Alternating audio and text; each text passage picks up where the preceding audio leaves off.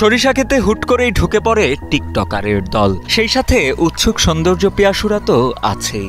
দল বেঁধে হই হট্টগোল করে তুলতে থাকেন ছবি, নানা অঙ্গভঙ্গিতে বানান টিকটক ভিডিও। আর ক্লান্ত হয়ে গেলে সরিষা গাছের ওপরই শুয়ে পড়েন গা ছেড়ে। তাতেই ত্যক্ত বিরক্ত গাইবান্ধার সরিষা চাষিরা। পাড়ায় শোতে বসি, ফির হলে কেন ঝাপে, অর্ধেক অবিয়ে চেংড়ি আসি, অর্ধেক চেংড়া নিয়ে সাথে করে আসি, দুটো চারটে করে চেংড়া আসি, 5-7টা করে বেটি ছেলে। মনে হয় খালি মৌমাছির মতন মানুষ আসি। কেন বসিয়ে মনে করো ছবি তোলে, দাঁড় হয়ে ছবি তোলে, ওখানে সুতিয়ে ছবি তোলে, তারপরে মনে কর বিভিন্ন ধরনের এখানে রং ঢং অনেক কিছু করে, বুঝছেন, করিয়া এখানে সরিষার মনে করো অনেক ক্ষতি করছে। গাইবান্ধা জেলা শহর থেকে একটু ভেতরে ঢুকতেই চোখে পড়ে দিগন্ত জোড়া বিস্তৃত মাঠ। বিঘার পর বিঘা জমি যেন ঢেকে রেখেছে হলুদ রঙের সরিষা ফুলের চাদর। তাই তো দূর দূরান্ত থেকে পরিবার পরিজন বা বন্ধু বান্ধব নিয়ে নয়নাভিরাম সে দৃশ্য উপভোগ করতে সরিষা খেতে ছুটে আসেন নানা বয়সী দর্শনার্থী ও ভ্রমণ পিপাসুরা। কিন্তু সেই প্রাকৃতিক সৌন্দর্য উপভোগ করতে গিয়েই চাষিদের কপাল পুড়ছেন অনেক বেপরোয়া দর্শনার্থী।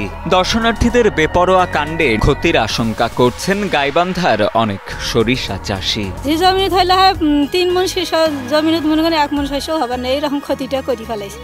তারপর আমরা আসিয়া কত রাগারাগি করি, বলে আপনারা শস্যের ক্ষতি করেন না, তারপর আমাদের কথা শোনে না। পেটে আমার ভাত খাই না, পেটে ভাত না দিয়ে আমরা শস্যের আবাদ করছি, কত কষ্ট করিয়ে সে আবাদগুলো এইরকম করে ক্ষতি করছি। আমাদের কথা তো শোনে না, এখন কি করবেন আপনারা সেই ব্যবস্থা করেন। সরিষা চাষিদের অভিযোগ, ভালো ফলন হলেও দর্শনার্থীদের কারণে খেতে সরিষা চাষ করে বিপাকে পড়েছেন তারা। শুয়ে বসে থেকে ছবি তুলে আর ঝাপাঝাপি করে ক্ষেতের সরিষা নষ্ট করছেন বেপরোয়া দর্শনার্থীরা।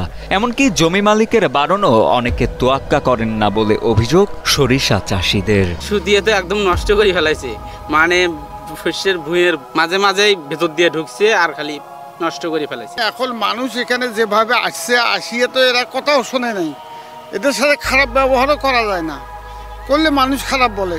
এই যে যেভাবে ক্ষতিটা করছে এরা, এইরকম ব্যাপক ক্ষতি করছে, প্রত্যেকেরই জমির এইরকম ব্যাপক হারে ক্ষতি করছে।